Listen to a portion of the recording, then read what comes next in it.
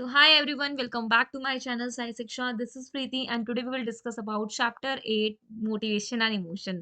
So इसमें हम कुछ ये सारे टॉपिक्स कवर करने वाले हैं इस वीडियो में.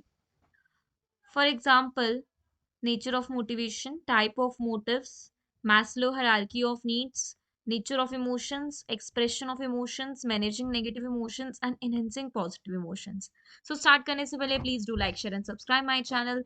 शेयर कर दो अपने दोस्तों के साथ, अपने सारे क्लासमेट्स के साथ ताकि वो भी अपनी जो 11th क्लास की एनुअल प्रिपरेशन है वो बहुत अच्छे से कर पाए. ठीक है, सो स्टार्ट करते हैं chapter number 8 motivation and emotion. अच्छा, ये जो मोटिवेशन वर्ड है जैसे कि आपको इसमें दिखाई दे रहा होगा कि किससे डिराइव होता है. एक लैटिन वर्ड मूवेयर से डिराइव होता है जिसका मतलब होता है एक मूवमेंट ऑफ एक्टिविटी. ठीक है, कैसा वर्ड है? एक लैटिन वर्ड है जिसमें हम मूवेयर से बोलते हैं जिसका मतलब होता है मूवमेंट ऑफ एक्टिविटी. अब आप खुद सोचो, जब आपको बोला जाता है कि यार स्कूल आप क्यों जाते हो, अब रीजन होगा ना कोई स्कूल जाने का, कॉलेज लेने का, इवन ये वीडियो देखने का. कोई ना कोई मोटिव होगा आपके, उसके पीछे कोई ना कोई नीड होगी जो सेटिस्फाई हो जाएगी आपकी, है ना. सो वही आपकी क्या है? मोटिवेशन है. तो मोटिवेशन बेसिकली आपका एक मूवमेंट है. एक्टिविटी का मूवमेंट ही क्या कहलाता है? मोटिवेशन कहलाता है. अब मोटिवेशन, आपको पता है आपके मोटिव्स हैं, आपको सिर्फ यही हेल्प नहीं करते, आपकी नीड्स पूरा करने में हेल्प नहीं करते, साथ में आपकी कुछ प्रिडिक्शन बनाने के लिए भी ये हेल्प करते हैं. It also help in making prediction, कि आप प्रिडिक्शन बना पाओ किसी भी बिहेवियर के रिगार्डिंग, कोई ना कोई प्रिडिक्शन बना पाओ. जस्ट सपोज कि कोई एक पर्सन है जो हार्ड वर्क कर रहा है अब किसी भी सब्जेक्ट में, किसी भी एकेडमिक, किसी भी वोकेशनल सब्जेक्ट में.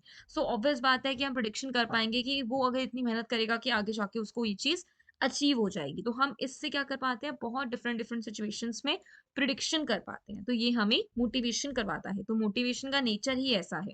ठीक है, नेक्स्ट अब साइकिल के ऊपर बात कर लेते हैं. मोटिवेशनल साइकिल क्या है? आपको यहाँ पर डायग्राम दिख रहा होगा कि सबसे पहले आपके पास नीड आती है. नीड आपकी धीरे धीरे ड्राइव लीड करती है. ड्राइव आपका अराउजल इंक्रीज करती है. अराउजल से आप कोई ना कोई अपने गोल पर काम करना स्टार्ट कर देते हो ताकि आपको अचीवमेंट मिले, और अचीवमेंट से आपका फिर से अराउजल का रिडक्शन होना स्टार्ट हो जाता है. बेसिकली नीड क्या है? अब आपको ये समझने की जरूरत है कि नीड क्या है.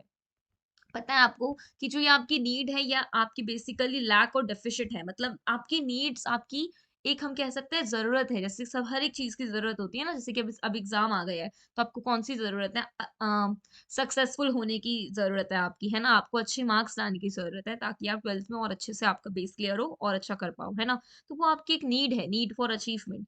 अब ये नीड ड्राइव लीड करती है. ड्राइव का मतलब होता है स्टेट ऑफ टेंशन या स्टेट ऑफ अराउजल जो आपकी नीड से ही प्रोड्यूस होता है. ठीक है? इससे आप एकदम से एनर्जाइज़ हो जाते हो, मतलब ये हमारा अराउज़ल लेवल इंक्रीज़ करती है. What do you mean by arousal? Arousal basically एक ऐसी हमारी फ़ोकस है या ऐसा एक ऑर्गेनिज़्म का रिस्पॉन्स है जो कोई भी प्रॉब्लम आने से डेवलप हो जाता है, ठीक है? अराउज़ल अगर जितना ऑप्टिमल रहेगा उतनी आप अच्छे से एक पर्टिकुलर चीज़ पर अटेंशन पे कर पाओगे, ठीक है? वो क्या है? आपका अराउज़ल है. तो ड्राइव धीरे-धीरे एक स्टेट ऑफ टेंशन अराउज़ल को प्रोड्यूस करती है, और यही जो प्रोडक्शन होता है अराउज़ल का, ये आपकी कोई भी गोल तक आपको पहुँचाने में हेल्प करता है. तो जब भी आपके कोई गोल आपके अचीव हो जाते हैं, तो अपने आप ड्राइव कम हो जाती है, टेंशन कम हो जाती है और अचीवमेंट मिल जाती है. अचीवमेंट मिलने के बाद आपकी बॉडी फिर से बैलेंस स्टेट में आ जाती है और जो आपका अराउज़ल लेवल था, वो अपने आप ही रिड्यूस हो जाता है. मतलब आपकी सारी टेंशन खत्म और आप वापस के कैसे आ गए हो? बैलेंस स्टेट पे आ गए हो. ठीक है? ये क्या है? आपका मोटिवेशनल साइकिल है. और फिर से आपकी नीड कोई ना कोई फिर से आपकी, अच्छा, एक इंसान की कोई नीड खत्म नहीं होती. उसको हर वक़्त कुछ ना कुछ चाहिए और वो नीड हमेशा डेवलप होती रहती है. तो ये साइकिल ना कंटीन्यूअस प्रोसेस है, ऐसे ही चलती रहती है. Need, drive, arousal, goal directed behaviour, achievement, reduction of arousal, then फिर second need, second drive, second arousal, ऐसे-ऐसे करके ये हमेशा ऑन द गो रहती है. ठीक है? तो ये क्या है? आपकी मोटिवेशनल साइकिल. ठीक है?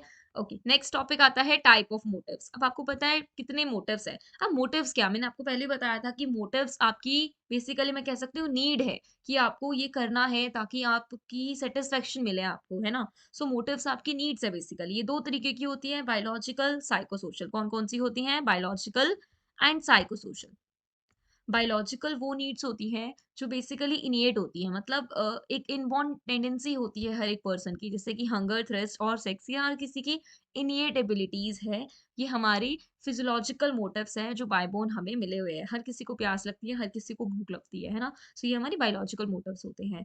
ये हमारे ऐसे बायोलॉजिकल कॉज भी होते हैं कुछ मोटिवेशन के, जैसे कि हॉर्मोन्स. आपको पता है हॉर्मोन सिक्रीट या रिलीज होने से हमारी बॉडी में बहुत सारे चेंजेस आते हैं. न्यूरो, ब्रेन स्ट्रक्चर, है ना? उसके चेंज होने से भी हमारी बॉडी में चेंजेस आते हैं और हमारे मोटिव्स भी अलग-अलग हो जाते हैं। सो ये किससे गाइड होते हैं? आपके फिजियोलॉजिकल मैकेनिज्म से गाइड होते हैं आपके बायोलॉजिकल मोटिव्स। सेकंड होते हैं साइको सोशल मोटिव्स। जैसे इसका नाम है psycho plus social, that means आप एक इंडिविजुअल का बिहेवियर जब इंटरैक्ट होता है विद एनवायरमेंटल फैक्टर्स के साथ या सोशल फैक्टर्स के साथ, तो वो प्रोड्यूस करता है मोटिवेशन। अब वो कैसी मोटिवेशन? जैसे कि नीड फॉर एफिलिएशन, है ना? आप अगर घर में रह रहे हो और आपके एग्जाम टाइम है, तो आपको आपकी मदर से क्या चाहिए? एक सपोर्ट चाहिए, एक जो हमें वार्मनेस है वो अपने हमारी मदर, हमारे पेरेंट्स ही दे सकते हैं, राइट? तो हमें उनसे एक एफिलिएशन चाहिए उस टाइम पे, प्यार चाहिए, है ना? तो नीड फॉर अचीवमेंट है। आप अपने फ्रेंड्स के साथ बात कर रहे हो, तो उनसे भी क्या चाहिए? एक एफिलिएशन भी चाहिए, एक रिस्पेक्ट भी चाहिए और साथ में बहुत सारी चीज़ों का सप्लीमेंट भी चाहिए, है ना? तो वो नीड है। एक साइको सोशल मोटिव्स वही होते हैं आपके मोटिव्स, जो भी हम इंटरैक्ट करते हैं अपने एनवायरमेंटल फैक्टर्स के साथ, तब जो हमारी नीड प्रोड्यूस होती है, वही हमारा साइको सोशल मोटिव्स होता है। तो इसमें need for achievement, need for affiliation, need for power, need for curiosity, need for self actualization motives, ये सब आ जाती है। नेक्स्ट आ जाते हैं हंगर पर। अब ये हंगर क्या है? आपको पता है जब भी आपको भूख लगती है, आपका ग्लूकोज लेवल कम हो जाता है, कंसंट्रेशन कम हो जाता है और basically need for food develop हो जाती है ना? द नीड फॉर फूड हमेशा डोमिनेट करती है, तो इट मोटिवेट्स पीपल। ये हमेशा लोगों को मोटिवेट करती है कि अब आपको किस चीज़ की नीड है? फूड की नीड है। सो अगर आपको जिंदा रहना है, आपकी बॉडी में प्रोटीन फैट का अमाउंट बिल्कुल होना चाहिए बैलेंस, ताकि आप क्या कर पाओ? कंसंट्रेटेड हो पाओ और किसी काम के लिए आगे बढ़ पाओ। तो the liver also respond to the lack of bodily fuel by serving nerve impulse to the brain, है ना? अगर आपकी बॉडी में कुछ खाना नहीं जाएगा, जैसे कि एक अगर गाड़ी में फ्यूल नहीं जाएगा तो वो नहीं चलेगी, वैसे ही आपकी बॉडी अगर उसमें कुछ खाना नहीं जाएगा तो वो नर्व इम्पल्सेस तक, मतलब हमारे न्यूरॉन्स से हमारी ब्रेन तक मैसेजेस को ट्रांसफर नहीं करेगी। आपको पता है हमारी बॉडी में जो हम फूड कंज्यूम करते हैं वो depend on aroma, taste, appearance कैसी है, हमारी डिजायर उसी पे डिपेंड करती है हम कितना क्या खाएंगे क्या नहीं खाएंगे। सो ये बहुत सारे एक्सटर्नल फैक्टर्स क्या हैं जो हमें इन्फ्लुएंस करते हैं जब भी हमें भूख लगती है। तो हंगर सबसे बड़ी नीड है ये वाली। ठीक है, नेक्स्ट आता है थ्रस्ट। पानी सबको चाहिए, इवन एक कैमल जो राजस्थान में कैमल रहते हैं उनको भी पानी की नीड होती है, पर वो अपना पानी सेव करके रखते हैं, वो भी नहीं जिंदा रह पाते, पानी नहीं होता, बट वो रहते हैं क्योंकि वो सरवाइव कर पाते हैं पानी को सेव करके, है ना? So what would happen to you? Even एक ह्यूमन बीइंग पानी के बिना नहीं रह सकता, उसकी बॉडी, उसके टिश्यूज सारे ड्राई हो जाएंगे, प्लस उसकी बॉडी ड्राई हो जाएगी, उसको डिहाइड्रेशन हो सकता है। So when we are deprived of water for a period for several hours, हमारा माउथ, हमारा थ्रॉट बिल्कुल ड्राई हो जाता है और हमें डिहाइड्रेशन होना स्टार्ट हो जाता है। Drinking water is necessary to wet a dry mouth, हमारी माउथ को गीला करने के लिए, सुखाने की जगह गीला करने के लिए हमारे पानी की ज़रूरत होती है, ताकि हमारे टिश्यूज एकदम एक्टिव रहे, फ्रेश रहे। So the process with in the body itself control thrust. तो मोटिवेशन टू ड्रिंक क्यों है? क्योंकि हमारी बॉडी की, आपको पता है बोलते हैं कि ठंडा पानी पीने से, ठंडा नहीं नॉर्मल वाटर जो पीते हैं हम लोग, जो रूम टेम्परेचर वाला वाटर होता है, उससे हमारी बॉडी एक्टिव हो जाती है। इवन हम जब गर्म पानी पीते हैं तो हमारी बॉडी बिल्कुल अपीज़ हो जाती है, काम डाउन हो जाती है ना हमारी बॉडी, जो बॉडी में पेन वेन होता है वो बिल्कुल रिलैक्स हो जाता है। तो भाई motivation to drink water is mainly triggered by the conditions of the body, है ना? Loss of water from cells and reduction of blood volume, है ना? ब्लड जो होता है वो बहुत एक फ्लूइड की तरह ही रहे, मतलब उसका लॉस ना हो, हमें पानी की उस टाइम पे नीड होती है। So motivation to drink water is mainly triggered by the conditions of the body, पे डिपेंड करता है आपकी बॉडी में क्या क्या कंडीशंस हो रही है उसके अकॉर्डिंग। ठीक है, ओके। सो नेक्स्ट टॉपिक आ जाएगा आपका इसी में सेक्स। अब आपको पता है सेक्स यहाँ डिपेंड करता है पर्सन टू पर्सन, ये हर किसी की नीड नहीं है। अगर हम नॉर्मल वे में बोले तो ये हर किसी की बायोलॉजिकल नीड नहीं होती है, इट डिपेंड्स ऑन पर्सन। सो इसलिए sex is far more than biological motive, it is different from other primary motive. सारे प्राइमरी मोटिव से अलग है, हंगर, थ्रस्ट, हर किसी से ये अलग है। Sexual activity is not necessary for an individual survival, है ना? एक जिंदा रहने के लिए sexual activity is not must as much, है ना? तो इसलिए इसमें बोला गया है। सेकेंड, इसमें बोला है कि जो आपका बॉडी का होम्योस्टेसिस लेवल होता है वो कोई भी डिस्टर्ब नहीं हो जाएगा अगर आप सेक्सुअल एक्टिविटी नहीं करोगे तो। सो इसलिए कोई गोल नहीं है आपकी बॉडी का, बैलेंस बॉडी का, कि सेक्सुअल एक्टिविटी करनी जरूरी है। ये it depends on desires of the person, है ना? सेक्स ड्राइव एज के साथ साथ डेवलप होती है, चाहे वो एनिमल्स हो चाहे वो एक ह्यूमन बीइंग हो, एज वाइज वो अपनी अपनी इंस्टिंक्ट डेवलप होती है। ठीक है, सो ये कोई आपकी बायोलॉजिकल मोटिव नहीं है, बट परहैप्स हम इसको क्या करते हैं, क्योंकि ये एज के अकॉर्डिंग बायोलॉजिकली हमारी डेवलप होती है, तो इसलिए इसको हम बायोलॉजिकल में काउंट करते हैं। नेक्स्ट आती हैं साइकोसोशल मोटिव्स। साइकोसोशल मोटिव्स की अगर हम बात करते हैं, सोशल मोटिव्स आपको मैंने अभी बताया कि साइको प्लस सोशल, तो एक इंडिविजुअल का बिहेवियर जब इंटरैक्ट करता है in with various human beings, चाहे वो आपके पेरेंट्स है, चाहे वो आपके नेबरहुड है, चाहे वो आपके फ्रेंड्स है, चाहे वो आपके रिलेटिव्स है, तो आप कंट्रीब्यूट किस में करते हो, आपके साइकोसोशल मोटिव्स में। तो वहाँ पर आपके कौन-कौन सी नीड डेवलप होती है, नीड फॉर एफिलिएशन। हर किसी को नीड है ना एफिलिएशन की। एज़ अ ह्यूमन बीइंग हम क्लोज़ रिलेशनशिप बनाते हैं, हम एक ग्रुप बनाते हैं, हम ग्रुप में क्यों रहते हैं? सिक्योरिटी मिले, सैटिस्फैक्शन हो हमारी नीड्स, लव मिले, एफिलिएशन मिले, हमारे गोल अचीवमेंट हो, है ना? साथ में हमें एक अगर किसी पर्सन में नीड फॉर एफिलिएशन होती है, तो वो एक फ्रेंडली रिलेशन बना पाता है दूसरों के साथ और दूसरे और सोशल ग्रुप्स के साथ, ठीक है? सो हमें ना एक आइसोलेटेड फील नहीं होगा, हम हमेशा हैप्पी, सैटिस्फाई रहेंगे इफ अगर हम मेंटेन करेंगे नीड फॉर एफिलिएशन। नेक्स्ट होती है need for power.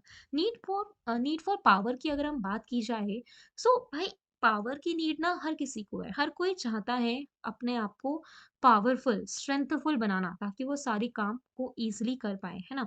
Various goals of power motivation are to influence, दूसरों को इन्फ्लुएंस करने के लिए, परसुएड करने के लिए, फ्लेक्सिबिलिटी के लिए, गुडविल के लिए, दूसरों की आँखों में हम बहुत अच्छे रहे, उसके लिए भी हम क्या करते हैं, नीड फॉर पावर को डेवलप करते हैं। तो यहाँ पर डेविड एमसी गैलेंट थे जिन्होंने डिस्क्राइब किया था 4 general ways of expression of power motive. सबसे पहले कि अगर हमें पावर मोटिव मिल जाएगा तो क्या होगा? सबसे पहले हम feeling of power, strength from resources, हम हमारे पास ना एक पावर, स्ट्रेंथ वाली हम डिफरेंट डिफरेंट सोर्सेज से अगर हम वैसी कहानियाँ पढ़ेंगे, वैसे ही सब कुछ करेंगे, तो हमारे लिए एक जो सोर्स है ना स्ट्रेंथ का, फीलिंग ऑफ पावर का, वो डेवलप हो जाएगा। सेकेंड ये कि जो पावर है can also be felt from sources within us, हम अपने खुद से भी एक बॉडी के थ्रू भी डेवलप कर सकते हैं, बॉडी बिल्ड भी हम कर सकते हैं पावर को। थर्ड ये कि people do things as individuals to have an impact on others, भाई किसी से आर्ग्यू करने के लिए, कॉम्पीट करने के लिए भी हमारे पास पावर वाली नीड होनी चाहिए।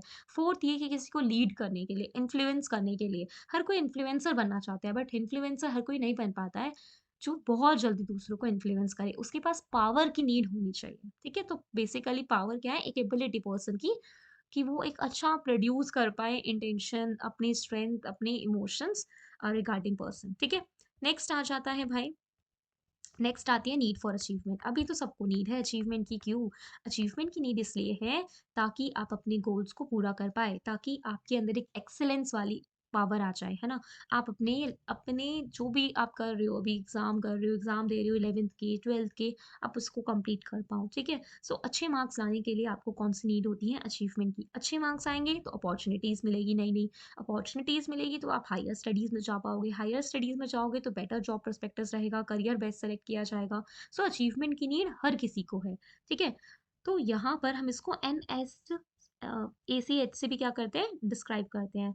तो during the formative years of social development childrens acquire achievement motivation, है ना? बच्चे अपने रोल मॉडल्स के अकॉर्डिंग, सोशियो कल्चरल इन्फ्लुएंसेस के अकॉर्डिंग अपनी अचीवमेंट मोटिवेशन को डेवलप करते हैं। So person high in achievement motivation tends to prefer task that are difficult और चैलेंजिंग। हर कोई करना चाहता है, जिसके पास अचीवमेंट मोटिवेशन की नीड है, वो हमेशा किसी ना किसी डिफिकल्ट और चैलेंजिंग पार्ट में रहता है, ठीक है? नेक्स्ट आता है क्यूरोसिटी एंड एक्सप्लोरेशन की नीड।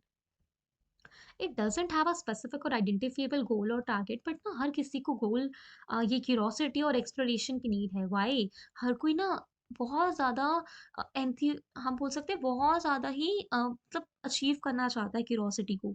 हर किसी के पास एक नए एक्सपीरियंसेस, नई नॉलेज, नए लर्न करने के लिए चीज़ों को एक इंस्टिंक्ट रहती है कि यार हमें कुछ नया सीखना है, कुछ नोवेल एक्सपीरियंसेस लेना है। इवन छोटे बच्चे, उनके पास क्यूरोसिटी की नीड बहुत ज़्यादा होती है। वो बहुत क्यूरियस होती हैं चीज़ों को जानने के लिए, नई-नई चीज़ों को एक्सप्लोर करते हैं, ठीक है? So what will happen if the sky falls on us? क्या होगा जब हमारे पास स्काई गिर जाएगा हमारे ऊपर तो?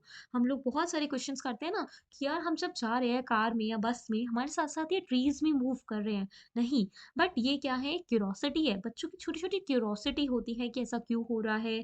क्यों हो रहा है? कैसे हुआ ये सब? ठीक है? So it is a basic motive and exploration, curiosity are the expression of it.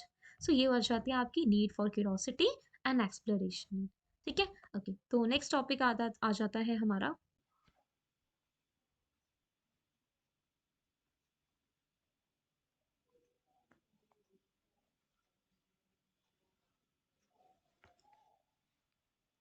Maslow hierarchy of needs. अब ये जो हायरार्की आपको दे रखी है, ये ये मैस्लो की है, अब्राहम मैस्लो, जो हमारे मेन प्रोपोनेंट है ह्यूमनिस्टिक फोर्स के, और इन्होंने ये अप्रोच दी है।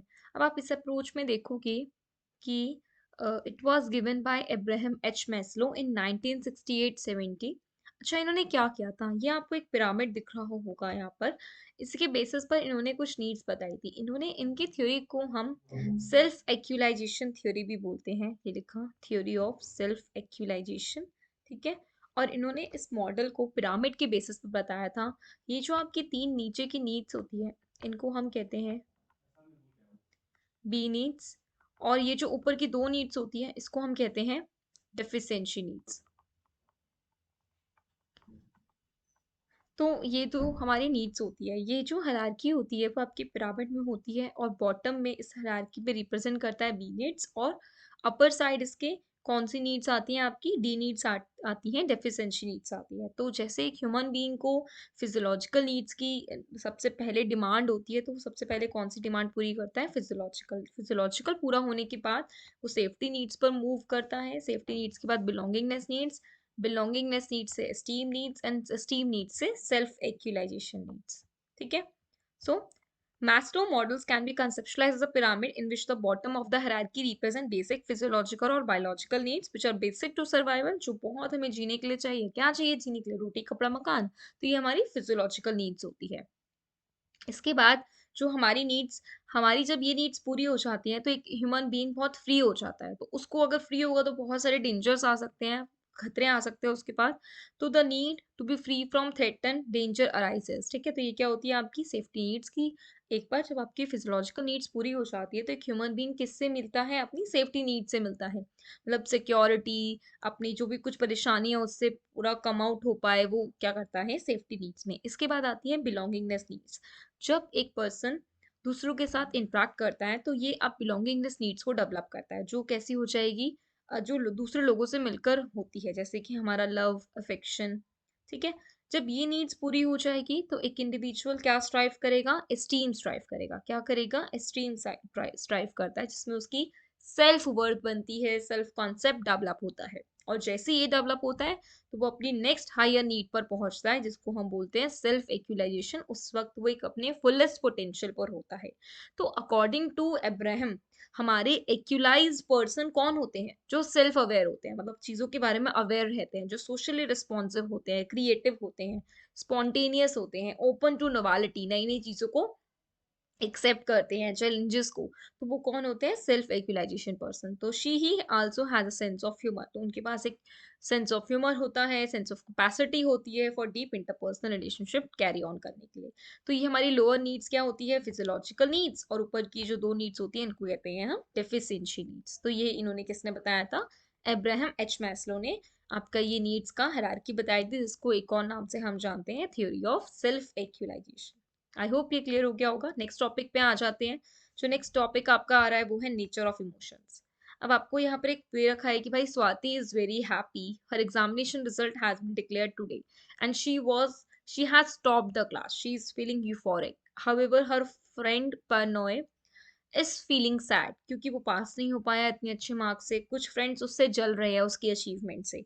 सो ये तो जेलस, सैडनेस, यूफोरिक, ये सारे हमारे क्या है, इमोशंस है। तो Jeevan who has not perform up to his expectation, वो बहुत गुस्सा है अपने आप से, बहुत ही अनहैप्पी है, डिसअपॉइंटेड है। तो ये क्या है हमारा, ये नेचर है हमारे इमोशंस का, कि बहुत वेरी करता है पर्सन टू पर्सन। ठीक है, ओके। तो यहाँ पर अगर हम आगे देखते हैं तो Joy, sorrow, hope, love, excitement, anger, hate and many such feelings जिसमें हम एक्सपीरियंस करते हैं डे टू डे लाइफ, वही हमारे इमोशंस होते हैं।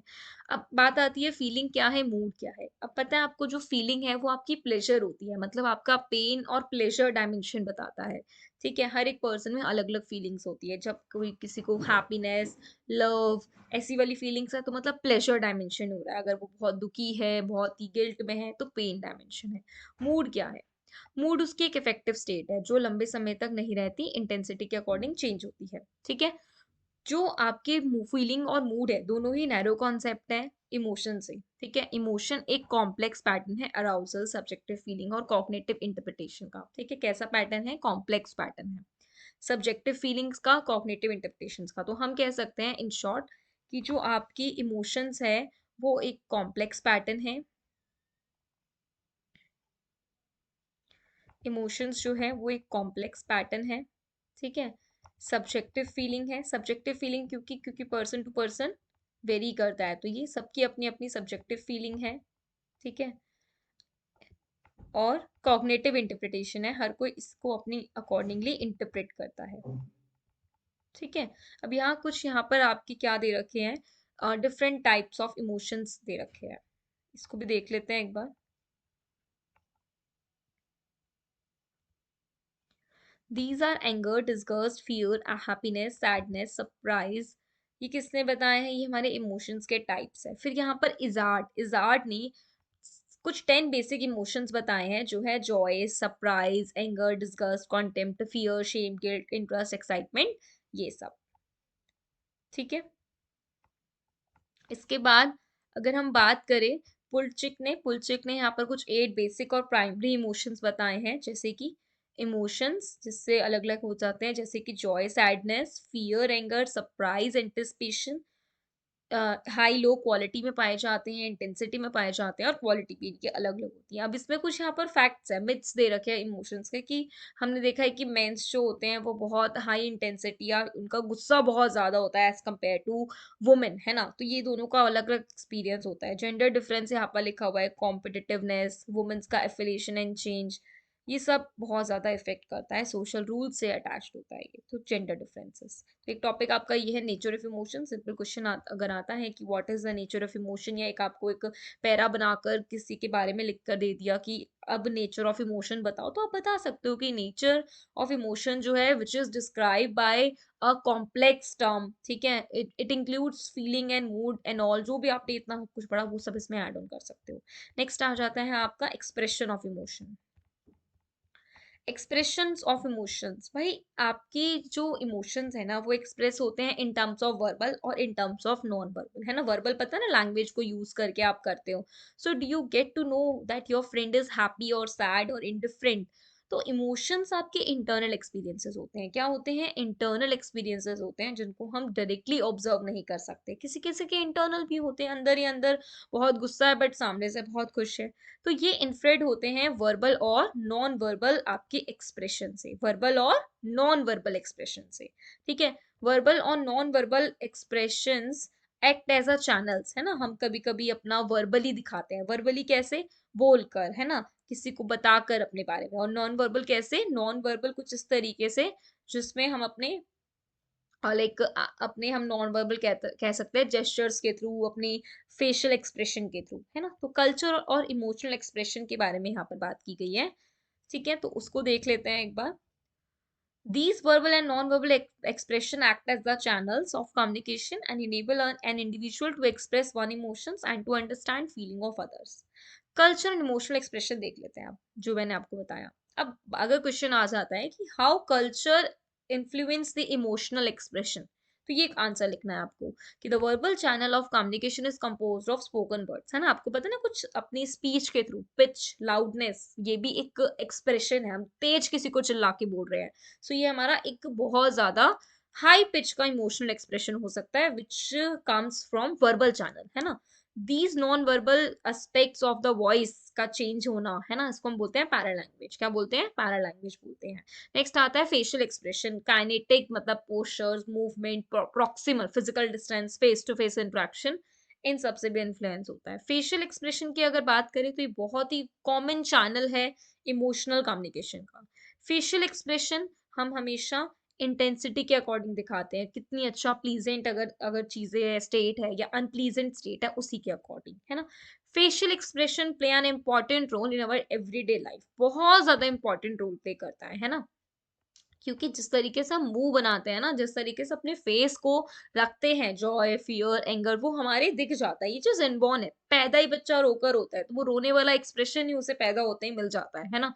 नेक्स्ट है बॉडीली मूवमेंट। ऑब्वियसली बात है, हमारी बॉडी मूवमेंट जब हम theatre, drama, role play, dance वगैरह के साथ हम जब अपनी पूरी बॉडी को मूव करते हैं, तब भी हमारा एक्सप्रेस होता है हमारा क्या? इमोशन, है ना? Role of gestures, proximal behaviour, ये भी जैसे कुचिपुड़ी डांस हो गया, कथक हो गया, ओडिसी हो गया, भरतनाट्यम हो गया, इसमें हमारे आई, लेग्स, फिंगर्स कैसे मूव करते हैं, तो ये भी हमारा क्या है? एक्सप्रेशन है, कल्चरल एक्सप्रेशन है। ठीक है, चलिए नेक्स्ट इसके बाद यहाँ पर दे रखा है कि the process involve in emotions have been known to be influenced by culture. हमारे कल्चर से भी ये चीज इन्फ्लुएंस होती है ना, ऑब्वियस सी बात है, हमारा कल्चर अलग तरीके का है ना? तो यही बातें लिख रखी है। तो process involve in emotions have been known to be influenced by culture. Cultural differences कैसे हैं? अगर बात करोगे गेज बिहेवियर की, गेज बिहेवियर किसी को देखना, घूरना, जेस्चर्स, पैरा लैंग्वेज सब इन्फ्लुएंस करती है। तो जैसे कि यहाँ पर दे रखा है कि लैटिन अमेरिका और साउथ यूरोपियन डायरेक्ट गेज करते हैं अपनी आईज के साथ। एशियंस, इंडियंस, पाकिस्तानी ये सब क्या करते हैं? Looking away from conversational partner, है ना? दूर, मतलब देखते नहीं है बात करते हुए, और हमेशा जब अमेरिकन लोग बात कर रहे होते हैं वो एकदम आंखों में आंख डालकर बात करते हैं। तो ये कल्चरल डिफरेंसेस है। ठीक है, नेक्स्ट टॉपिक आ जाता है कल्चरल एंड इमोशनल लेबलिंग। एक कल्चरल एंड इमोशनल लेबलिंग की बात करें तो बेसिक इमोशंस हैं, सबके अपने अपने लेबल्स हैं, मतलब आपके इमोशंस में भी डिफरेंट डिफरेंट लेबल्स हैं। जैसे कि basic emotions also very in the extent of elaboration and categorical labels. जैसे कि आपकी तहीतियन लैंग्वेज है, उसमें ना 46 लेबल्स हैं इंग्लिश वर्ड एंगर के। एक एंगर वर्ड है, उसी के ही 46 अलग अलग तरीके से बोलने वाले वर्ड्स हैं। इसलिए इसमें बोला गया है कि भाई ये जो इंग्लिश वर्ड है एंगर, उसी की ही तहितियन लैंग्वेज में 46 लेबल्स है। ऐसी when asked to label freely the North American अपना एंगर और बहुत फेशियल एक्सप्रेशन 81 डिफरेंट रिस्पॉन्सेज अपना एंगर को वो दिखा सकते हैं अपने फेशियल एक्सप्रेशन से। कौन? नॉर्थन अमेरिकन, है ना, नॉर्थ अमेरिकन। ऐसी जापानीज फेशियल एक्सप्रेशन प्रोड्यूस कर सकते हैं हैप्पीनेस के 10 तरीके के, एंगर के 8 लेबल्स, डिस्गस्ट के 6 लेबल्स, है ना, ये सारे वो शो कर सकते हैं। ऐसी एंशियंट चाइनीज लिटरेचर, मतलब बात ये डिफरेंट डिफरेंट कल्चर में डिफरेंट डिफरेंट इमोशंस को लेबल किया गया है, तो कितना क्या है वो बताया गया है, उसका मेजरिंग करा हुआ है। तो जैसे कि 7 emotions, Joy, anger, sadness, fear, love, dislike and liking, ये सब। एंशियंट इंडियन लिटरेचर ने 8 सच इमोशंस बताए हैं, जैसे कि love, mirth, angry, energy, wonder, anger, grieve, disgust, fear, है ना। वैसी वेस्टर्न लिटरेचर में अपने अलग इमोशंस है। इमोशन जैसे कि सरप्राइज, कॉन्टेम्प्ट, शेम, गिल्ट, ये सब एक्सेप्ट नहीं किए जाते। बेसिक ये बोला जाता है कि इन्हीं से ही डेवलप होते हैं, बहुत ही डीप होते हैं ये, है ना। तो in brief it might be said that there are certain basic emotions जो एक्सप्रेस किए जाते हैं हमारे कल्चर, हमारे एथनिक डिफरेंसेस के अकॉर्डिंगली। ठीक है, सो यही बोला गया है कि expression and experience of emotion दोनों ही मेडिएट और मॉडिफाई होता है हमारे कल्चर से। हमारा कल्चर एक अपना रूल होता है कल्चर का, और वही क्या करता है? लीड करता है इन सब चीजों को। ये बॉक्स में वैसे ना पीटीएसडी के बारे में बताया गया। पीटीएसडी एक आपका पोस्ट ट्रॉमेटिक स्ट्रेस डिसऑर्डर है। जब भी आप कोई सीवियर डिजास्टर या सीवियर कोई प्रॉब्लम, एपिडेमिक वगैरह से सफर कर रहे होते हो, उसके बाद जो आपको फ्लैशबैक में चीजें आती हैं या फिर आपको वो बार बार चीजें दिखाई दे रही है, तो आपको पीटीएसडी लीड करता है। ठीक है, नेक्स्ट ये मैंने बॉक्स भी बता दिया। नेक्स्ट टॉपिक आ रहा है मैनेजिंग नेगेटिव इमोशंस। कैसे मैनेज करें नेगेटिव इमोशंस को? भाई एंग्जाइटी और डिप्रेशन ये बहुत कॉमन है हमारी डे टू लाइफ में। देखे तो छोटी मोटी प्रॉब्लम हो गई, किसी ने चीट कर दिया, स्टीलिंग कर दी, तो हम अपने आप को बचाने लग जाते हैं, डिफेंस करने लग जाते हैं रैशनलाइजेशन से। वैसे एंग्जाइटी, एक एंग्शियस इंडिविजुअल, डिफिकल्ट होता है उसको कंसंट्रेट करना, डिप्रेशन की स्टेट, काम नहीं कर पाते, अच्छा नहीं सोच पाते। तो हमारी बेसिकली नेगेटिव इमोशंस को मैनेज करने की बहुत जरूरत है, क्योंकि हमारे यहाँ पर इमोशनल रिएक्शन से एंग्जाइटी, डिप्रेशन लीड करता है। ठीक है, so because of its enduring nature, permanent nature है क्योंकि इसका, तो एक इंडिविजुअल किससे सफर करता है? डिप्रेशन से, which develops a variety of symptoms जैसे कि difficulty in falling asleep, increased level of psychomotor agitation, retardation, decreased ability to think or concentrate, loss of interest, ये सब हमारा होने लग जाता है डिप्रेशन से, है ना। हर कोई सफर कर रहा है आजकल, छोटी मोटी प्रॉब्लम हर किसी के लाइफ में है। तो such negative emotions if allowed to prevail for a long time are likely to be adversely affect person के फिजियोलॉजिकल, पर्सन की फिजिकल हेल्थ, दोनों को ही खराब करता है। तो यहाँ पर इमोशंस को बैलेंस करना बहुत जरूरी है। क्वेश्चन आ सकता है कि एक्सप्लेन सम टिप्स या फिर mention some tips about balancing of emotions, है ना, how to achieve desired balance of emotion. तो फर्स्ट इसका है पॉइंट, एनहेंस सेल्फ अवेयरनेस। बिल्कुल, आपको क्या करना है? सेल्फ अवेयरनेस को एनहेंस करना है ना।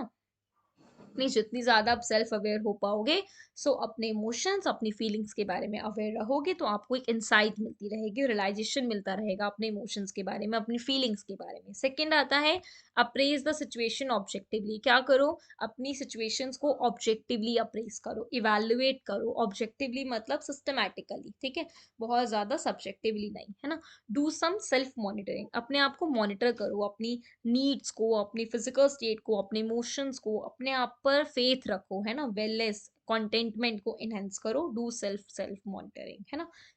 नेक्स्ट, सेल्फ मॉडलिंग में एंगेज हो जाओ, अपने आप का आइडियल बनो, है ना? अपने आप को आइडियल बनाओ, अपने पास्ट रिजल्ट से अपने फ्यूचर को परफॉर्म करो बेटर, है ना? अपने मार्क्स, जैसे आपके फर्स्ट टर्म में जो मार्क्स आए थे, उसको सेकंड मार्क्स और ज्यादा लेकर आओ, है ना? उससे कुछ सीखो, तो एक पास्ट परफॉर्मेंस से इंस्पायरेशन लो, मोटिवेशंस लो कि हाँ हम अच्छा करेंगे, इंस्पिरेशन मिलेगी तो और अच्छा कर पाओगे, है ना? तो अपने आप को ही मॉडलिंग बनाओ, दूसरों को मत बनाओ। नेक्स्ट, परसेप्चुअल और रीऑर्गेनाइजेशन एंड कॉग्निटिव रीस्ट्रक्चरिंग। जो आप सोच रहे हो ना पॉजिटिव, एक ही साइड नहीं, दोनों साइड से सोचो। पता है ना आपको, पॉजिटिव नेगेटिव दोनों साइड होते हैं, तो नेगेटिव थॉट्स को एलिमिनेट करो, सिर्फ पॉजिटिव को अपने पास रखो। नेक्स्ट, क्रिएटिव हो जाओ, अपनी हॉबी क्रिएट करो, इंटरेस्ट डेवलप करो, अपने आप ही नेगेटिव इमोशंस कम होने लग जाएंगे। अच्छा अच्छा रिलेशनशिप नर्चर करो, अपने साथ एक ऐसी कंपनी रखो जो आपको हमेशा हैप्पीनेस, चेयरफुलनेस प्रोवाइड करे, है ना? तो ये क्या है हमारे how to achieve desired balance of emotions. ठीक है, नेक्स्ट आ जाता है। अब अच्छा, इसमें 2 पॉइंट और है। एम्पैथी रखो, बिल्कुल एम्पैथी मतलब कि भाई एक मीनिंगफुल वैल्यूएबल रिलेशनशिप होना चाहिए, प्लस कि आप दूसरों के पर्सपेक्टिव को अपने पर्सपेक्टिव से समझ पाओ, है ना? और सारी की सारी कम्युनिटी सर्विसेज में पार्टिसिपेट करो, जो भी हमारी, जिससे कि हमारे सोशल स्किल डेवलप होगा, अडेप्टिव स्किल हमारे अंदर आएगी, है ना? हम दूसरों की हेल्प कर पाएंगे, तो participate in community service. Next आता है एंगर कैसे मैनेज करें, मैनेजिंग योर एंगर। कैसे मैनेज कर सकते हैं एंगर को हम, वो दे रखा है वैसे ये आपकी बुक में, ये रहा। ठीक है, सो anger is a negative emotion. हमें पता है नेगेटिव इमोशन है, हमारे ये माइंड को कैरी करता है इस तरीके से, ताकि एक पर्सन का बिहेवियरल फंक्शन सब खत्म हो जाए, है ना? बहुत मेजर सोर्स है इसका फ्रस्ट्रेशन।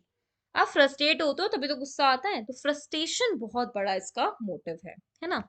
नेक्स्ट, ये नाइदर ऑटोमेटिक है ना ही अनकंट्रोलेबल है। एक बार आ जाता है ना, जल्दी से खत्म नहीं होता है ना? साथ में आप अपनी थॉट्स को इसमें खो देते हो और कुछ भी बोलते रहते हो। ठीक है, नेक्स्ट इसमें आ जाता है कुछ पॉइंट्स ताकि आप एंगर को मैनेज कर पाओ। सबसे पहले अपने थॉट्स को रिकॉग्नाइज करो, उनकी पावर को रियलाइज करो कि तुम अकेले नहीं हो। अपने आप से अगर सेल्फ टॉक करोगे तो हमेशा नेगेटिव फीलिंग्स आएगी। इंटेंशंस और अपने मोटिव्स को ऑल्टर करो, मतलब अपने किसी को एस्क्राइब मत करो इंटेंशंस, या किसी को मोटिव्स मत बताओ, है ना? रेसिस्ट करो इरेशनल बिलीव्स को, कंट्रोल करो अपने इरेशनल बिलीव्स जो आप बना रहे हो ना, ये बिलीव्स हमेशा आपको डिस्ट्रॉय करेंगे। नेक्स्ट, कंस्ट्रक्टिव वे निकालो अपने गुस्से को एक्सप्रेस करने का, है ना? अपने आप को देखो ना कि दूसरों को, अपने आप को देखना भूल जाते हैं हम, है ना? और हमेशा अपने आप को टाइम दो ताकि आप चेंज हो पाओ, है ना? अपना टाइम और एफर्ट्स लगाओगे अपनी हैबिट चेंज करने में, तो रूटीन चेंज होगा, रूटीन चेंज होने से बिहेवियर चेंज होगा, और बिहेवियर चेंज होने से आपके में पॉजिटिव चीजें आने स्टार्ट हो जाएगी। ठीक है, लास्ट टॉपिक है इस चैप्टर का, एनहेंसिंग पॉजिटिव इमोशंस। कैसे एनहेंस करें पॉजिटिव इमोशंस?